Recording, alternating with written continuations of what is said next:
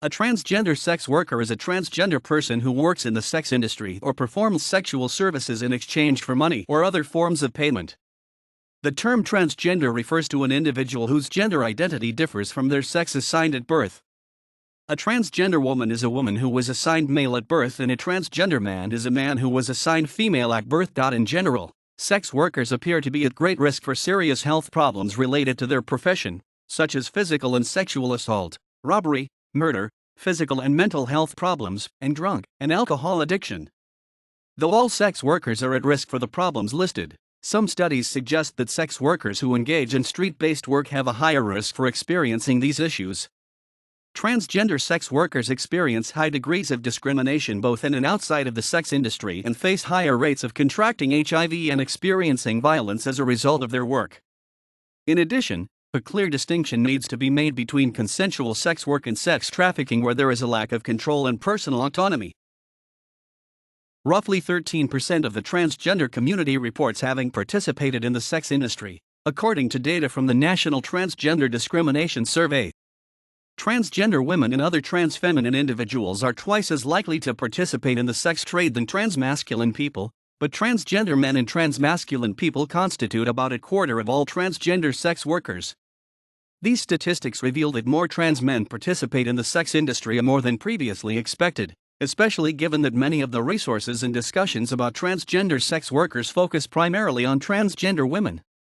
Other statistics such as lack of family support, job loss due to being transgender, and homelessness were higher among transgender people who had participated in the sex trade compared to those who had not. HIV and other STD rates among transgender sex workers are much higher than those found in transgender non-sex workers. 15.3% of those who had done work in the sex industry reported being HIV positive, whereas only 1.2% of non-sex workers reported being HIV positive. Various groups have been created for the purpose of reducing HIV and STD rates among transgender sex workers. These groups focus on providing resources that transgender people are often unable to access, like education, shower facilities, and job placement programs. Poverty works both as a cause and an effect of sex work. Sex workers as a whole are a vulnerable population due to obstacles like poverty, poor health, and legal and social barriers. A study that collected information on sex work from transgender women of color in San Francisco reported that for some transgender women, sex work is a necessary means of survival. For these women, sex work is a way to get food, shelter, or income in a society that precludes them from many other lines of work. Despite engaging in higher risk activity, transgender sex workers are more likely to receive lower pay than other sex workers. Transgender sex workers with history of homelessness, unemployment, incarceration, mental health issues, violence, emotional, physical, or sexual abuse, or drug use are further at risk of being trapped in a cycle of poverty. Lack of economic opportunities outside of the sex work industry and discrimination may lead to transgender people entering sex work in order to generate income for rent, drugs, medicines, hormones, or gender-related surgeries. In addition to the laws used against sex workers as a whole, laws prohibiting cross-dressing or impersonation of another sex are used to suppress the activity of transgender sex workers. Many of these kinds of laws and ordinances were enforced strictly in the 1970s and 1980s, and a vast majority of them have been overturned, but prohibitory laws and ordinances still exist.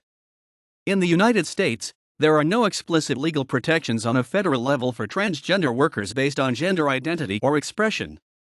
This lack of legal protection places transgender workers in a position to have higher rates of unemployment and greater risk of poverty. Unemployment rates reported by transgender sex workers were twice those of transgender non-sex workers based on data from the National Transgender Discrimination Survey. A main cause of unemployment among the transgender sex worker population is the compounded stigma of being transgender and being involved in sex work, as both of these populations are unlikely to access health services or job opportunities due to social discrimination. Transgender sex workers of color experience higher rates of unemployment than white sex workers, in addition to being at higher risk for HIV and other STDs. Transgender sex workers often request, and also have difficulty accessing, job training and placement services. Rates of accessing healthcare, temporary shelter, and financial assistance are all higher than rates of accessing job placement or job trainings. These rates are also affected by race. For example, African American transgender sex workers were less likely to have access to job programs than Latina transgender sex workers. Sex workers as a population experience higher risk for various health conditions, including HIV and other sexually transmitted infections, STIs. People engaging in sex exchange services are likely to receive or transmit HIV or other STIs because of the likelihood of engaging in risky sexual behaviors, example sex without a condom, sex with multiple partners, and substance use.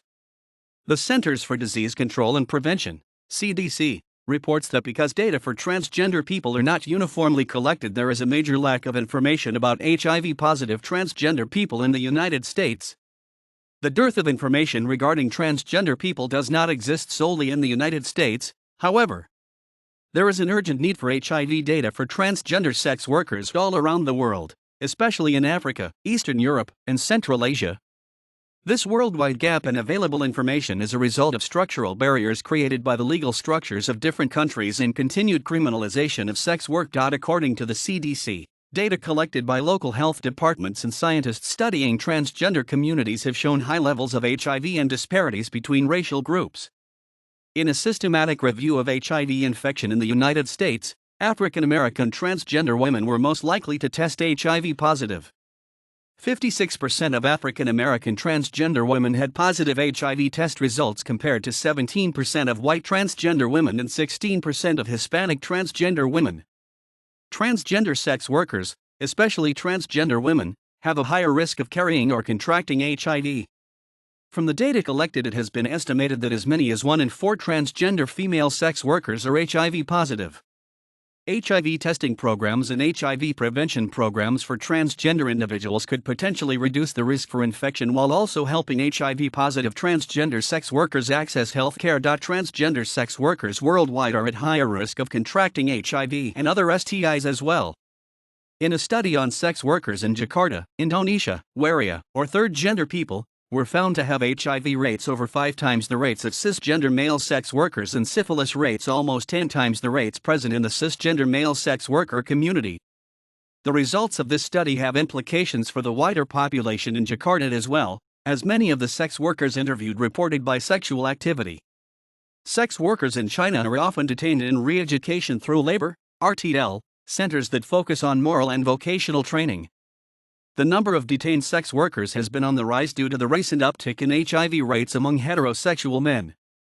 However, incarceration in an RTL center makes accessing information about HIV and STIs difficult, mostly due to social stigma of imprisonment and sex work in general, which only further increases rates of HIV and STIs in sex workers.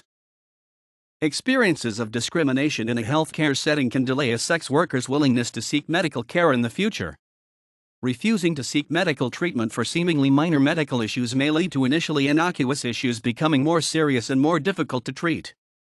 Insensitivity from healthcare professionals has been cited as a reason that sex education and medical services are not accessed. Reports of insensitive behavior among healthcare providers, example misgendering, using the wrong name, etc., suggest that some services are lacking in terms of provision of culturally sensitive interactions and possible provisions of trans health care.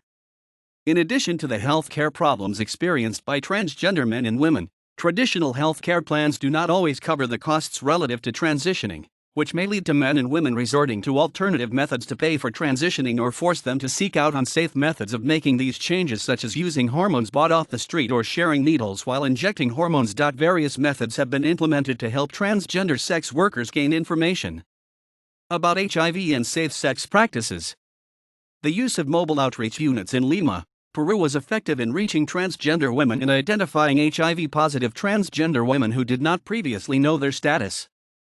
The Sisters program in Thailand, which primarily serves Kathuis, emphasizes the use of peer support networks and outreach efforts and has increased condom usage in Kathomi sex worker populations with clients. Despite this success, however, there was no increase in condom usage with casual or long-term partners.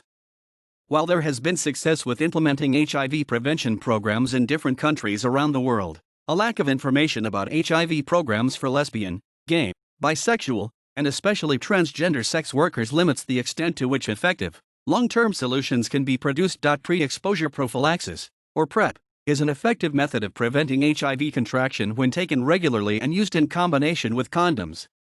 However, barriers to accessing general health care prevent transgender sex workers from accessing PrEP and other HIV-preventing medications as well. Demand for PrEP exists within the transgender sex worker community, but low awareness of the drug, cost of the medication, and confusion about where to get PrEP create an environment in which sex workers cannot effectively access it. A study on PrEP usage in the men who have sex with men in transgender women's sex worker communities recommended increasing access to PrEP by spreading more accurate information about PrEP as well as providing ways to get PrEP for a cheaper price. Transgender and sex worker populations have difficulty accessing health care services due to social stigma. This difficulty is further compounded at the intersection of these two populations. A survey of sex workers, which included transgender responses, in 4 African countries, Kenya, Zimbabwe, Uganda, and South Africa, reported that denial of treatment for injuries associated with physical or sexual assault as well as general public services was common. Recent legal moves within the United States have been made to legalize this kind of discrimination within the healthcare sector with the First Amendment Defense Act, FADA. In the United States, transgender people do not always have job protections as anti-discrimination bills vary between states, which means that transgender people can lose their job on the basis of their gender identity. Due to these lack of protections, transgender people are at a higher risk of experiencing unemployment and finding employment in unofficial markets like the sex work industry. In Mexico, transgender sex workers are not included in official HIV prevention materials despite being part of a population that is at a very high risk of contracting HIV. Many factors contribute to this higher risk, such as socioeconomic status, the context in which sex work takes place, and the stigma that is associated with sex work and transgender identity as a whole. However, programs in Mexico that aim for lower rates of HIV and other STIs do not address these root causes directly, instead taking an approach that focuses on quick action by providing condoms and other prevention measures. Transgender people are likely to experience high levels of violence and harassment from strangers, people in the home, or people they know. They are also at a higher risk of being victims of sexual or physical assault multiple times. There is also a high prevalence of sexual assault and rape starting at a young age. In the United States, the most common finding across self-surveys and needs assessments is that about 50% of transgender people report unwanted sexual activity. The majority of perpetrators of sexual violence are people who are known to the victim, including partners and family members. Participating in the sex industry comes with a higher risk of experiencing violence. Sex workers work in a variety of settings and are often open to exploitation, harassment, and physical and sexual abuse from clients, managers, and police. According to self-reported surveys from sex workers in the U.S., most unwanted sexual violence has come from clients. This violence may be motivated by perpetrators' hatred or negative attitudes toward transgender people. Self-reported surveys have become a major form of data collection on sex worker violence, in part due to research by departments of health or social service organizations. Since these institutions have a large focus on data pertaining to sexual activity, there are more reports relative to sexual violence in comparison to other forms of violence. These experiences are not always reported to the police, which can affect crime reporting rates, which may be due to mistrust of the police or fear of discrimination. Transgender sex workers around the world experience high levels of police violence. In particular, sex workers in Nepal, Mexico, and other countries often report verbal and physical harassment at the hands of police officers as well as sexual violence in some extreme cases. International human rights guidelines do not provide explicit protections for sex workers but also do not explicitly exclude sex workers, meaning that sex workers facing police brutality are victims of human rights violations. In some cases, police brutality works against the push for limiting the spread of STIs as they confiscate the condoms that sex workers have on them or refuse to use a condom when having sex with them,